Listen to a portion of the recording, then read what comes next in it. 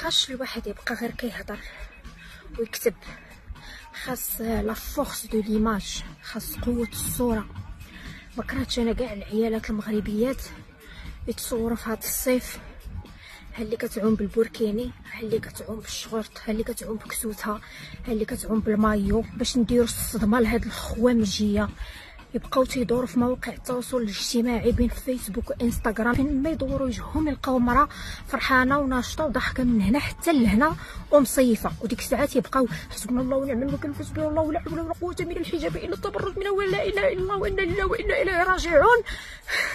حتى يعياو ويسدوا هذا الفيسبوك ويسدوا هذا الانستغرام ويمشيو للجامع وبارك عليهم من النفاق، حيت راه انستغرام غير ديال العرا والقيعان ماشي ديال الدين، هذاك غير النفاق. باغيين يدخلوا يشوفوا ويحلوا في فامهم وفادهم ويبداو زعما الموعظه.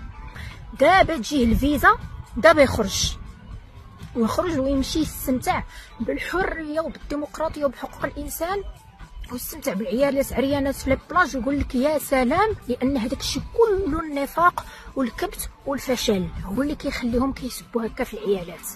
الوغ المراه الا ما تحررتش هاد البلاد من هاد العقول المتحجره ومن هاد الموجه ديال الانتقاص وديال الاحتقار وديال التبخيس، الا ما تحررتش المراه ولات فرحانه براسها وناشطه وضحكه وعايشه الحياه ديالها بمبادئها بقيمها باي حاجه هي كتامن بها، عمر هاد المغرب ما غيكون ديمقراطيه، عمر هاد المغرب ما غيكون فيه حقوق الانسان، عمر هاد المغرب ما غيكون الحريه. الحريه غتبدا بان النصف في المجتمع خصو يعيش حقه في الحياه بكرامته.